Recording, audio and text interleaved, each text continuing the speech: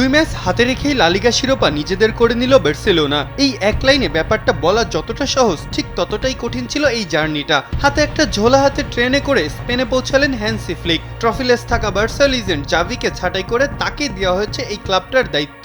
দলের আবার আর্থিক অবস্থা খারাপ, এই মুহূর্তে সম্ভব না বড় কোনো সাইনিং। খেলোয়াড় বলতে দলে আছে 16 বছরের এক হ্যাংলা পাতলা কিশোর, নাম ইয়ামাল, আর আছে কিছু উঠতি তরুণ। ক্লাবের মেইন স্ট্রাইকারের বয়সটাও ছাড়িয়ে গেছে 35-এর কোটা। প্রাইম টাইম পার করে এসেছেন লেভানডস্কি। ডিফেন্সের অবস্থা একেবারেই নড়বড়ে, সাথে আছে ইনজুরি সমস্যা। গোলকিপার তো নেই একদমই ফর্মে। যোগাযোগ করে দলে ফেরানো হলো এক অবসর নেয়া গোলকিপারকে, যার অবসর জীবন কাটছিল সিগারেট আর পার্টিতে।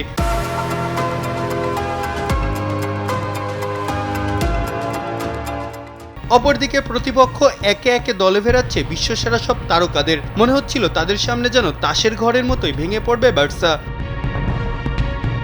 অথচ এই দল নিয়েই যেন জাদুটোনা করলেন ফ্লিক। শুরুতে উঠতে থাকা বার্সা যদিও খাবি খায় খুব দ্রুতই। জানুয়ারির শেষের দিকে লিগের চিরপ্রতিদ্বন্দ্বী মাদ্রিদ থেকে পিছিয়ে যায় 10 পয়েন্টের ব্যবধানে। তখনই হয়তো শেষ দেখে ফেলেছিল সবাই, কিন্তু সেখান থেকেই যেন ফিনিক্স পাখির মতো ফিরে এসেছে বার্সেলোনা। 2025 সালে এখন অব্দি মাত্র 2টি ম্যাচই হেরেছে তারা। চিরপ্রতিদ্বন্দ্বী মাদ্রিদকে হারিয়ে জিতে নিয়েছে ডোমেস্টিক ট্রেবল।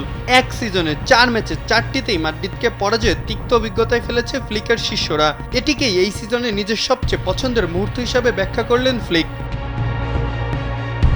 চ্যাম্পিয়ন্স লিগ সেমিফাইনালের দ্বিতীয় লেগে পিছিয়ে থেকেও কামব্যাক করেছিল ইয়ামাল রাফিনারা, তবে শেষ মুহূর্তের ভুলে ছিটকে যায় তারা। না হলে হয়তো পরমারাধ্য সেই ট্রফিটাও ছুঁয়ে ফেলতে পারত রাফিনা পেড্রিরা। বার্সার হয়ে অবিশ্বাস্য সিজন কাটানো রাফিনার চোখও এখন সেই দিকেই। ট্রফি জিতে রাফিনা বললেন, বার্সার হয়ে ডোমেস্টিক সব ট্রফি জেতা তাদের শেষ, এখন তাদের চোখ ইউরোপিয়ান ট্রফিতে।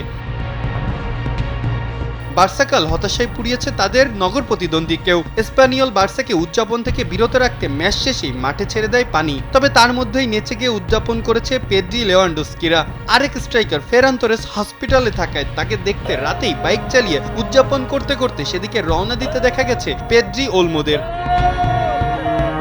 ফ্লিক যেন একজাক তরুণ নিয়ে এক পরিবারের মতো পাঠশালা খুলে বসেছেন, যারা খেলে, হাসে, জিতে, আবার কোচের কথা মতো অনুশীলনে ফিরে আসে বাধ্য ছেলের মতো। এটাই তো মূলত ফুটবল ক্লাব বার্সেলোনার নিজস্ব কায়দা।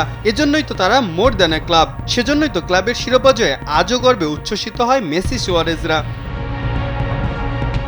নিজেদের 28তম লা লিগা শিরোপা জিতল বার্সা। প্রতিপক্ষকে গুড়িয়ে দিয়েছে বারবার। ভেঙে না পড়ে ঘুরে দাঁড়ানোর যে মন্ত্র বার্সাকে শেখালেন ফ্লিক, তাকে ধরে রাখতে পারবে ইয়ামাল গাভিরা?